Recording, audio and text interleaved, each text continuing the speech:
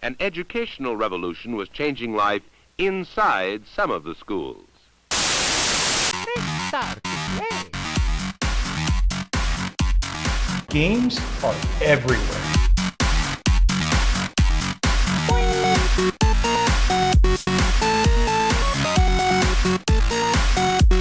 I'm Mike Dawson. I'm teaching video for the digital media program. I'm really interested in how I can use the ideas of gamification in my classroom.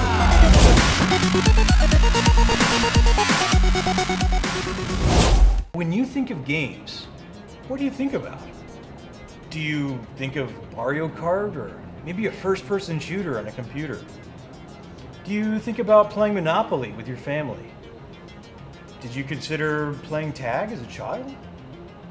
When people think about using games in the classroom, known as gamification, they have an enormous amount of ideas that kind of pop into their mind. This buzzword has kind of taken on a life of its own. The fact that it's different is oftentimes going to be an issue. The fact that people have this negative perspective of what games are and how games impact children, especially if we're talking about bringing them into the classroom, those are things that you'll have to get past. And I think a lot of times when we talk about gamification itself, when we're looking at badges and reward systems, that's to a teacher that might feel like those are just grades. And to the student, if you really just focus on the point systems, the only thing that you're really introducing from a gamification perspective in the classroom then is a new way to assign grades. And that's really not what you're hoping to get out of the gaming process. You're hoping to make the learning of the material more fun and more engaging for the student.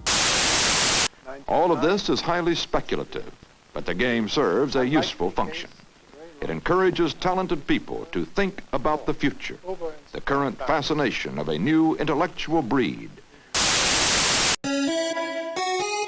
My name is Dr. Stephen Sutherland. I am an assistant professor at the University of Houston Clear Lake. We're trying to create virtual environments where we can look at how people actually behave and change the consequences within those environments and be able to change the environments themselves to simulate different types of outcomes.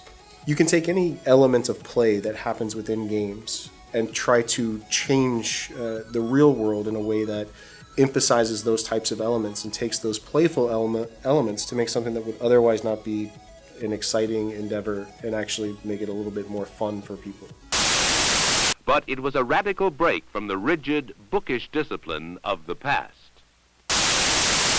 A game is wherever you make a decision where there's consequences for those decisions, and then you make that series of decisions to reach some potential goal. You can have real consequences within a game, but those real consequences shouldn't affect you as an actual person typically. Whereas if you make a bad decision driving a car, there are real-world consequences for the decisions that you're making. Make learning a playful endeavor where individuals can try out hypotheses and try different ways of approaching a problem where they're experiencing the consequences of an incorrect decision in the context of a game rather than having that impact them in the real world. That gives individuals the freedom to feel like they can explore without any real consequences. And so you have individuals who are engaging with the technology and engaging with the material in a way where they feel very comfortable to try new things. And when they make mistakes, if you introduce a playfulness to the way that those mistakes are, and evidence of those mistakes is provided back to the user, you can actually use that as a way to immerse the child in a more engaging way as well. Implying restriction instead of freedom. Tutorial rather than professorial teaching.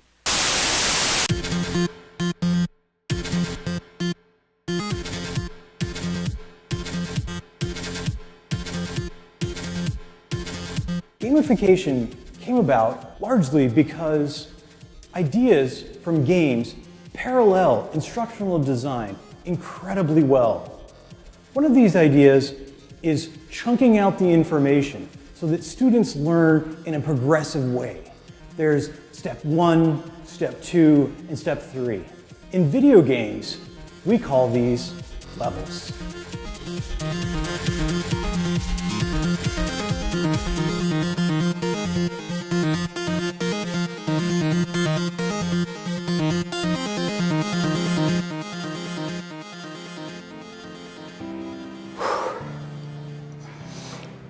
Levels lead us into the next idea of games, having a scoring system.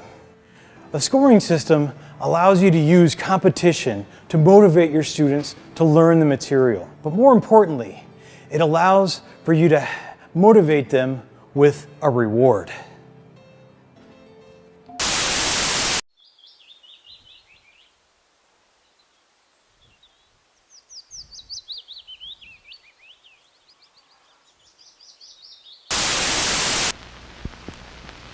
At last, he hits the bar and gets an immediate reward.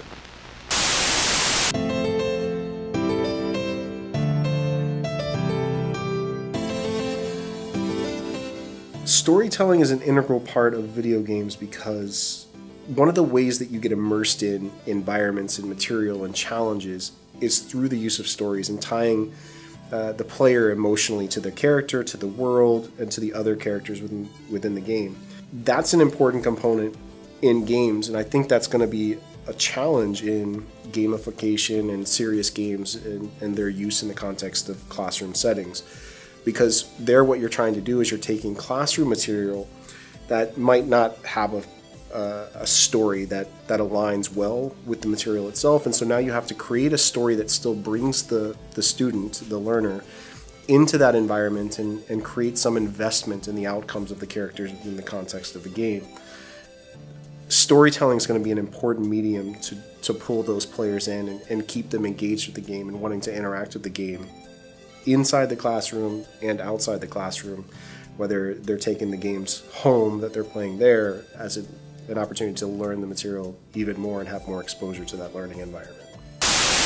We find even greater demands than ever before being made on our schools. To meet these demands, we need more classrooms taught by well-prepared teachers trained in the use of modern teaching tools.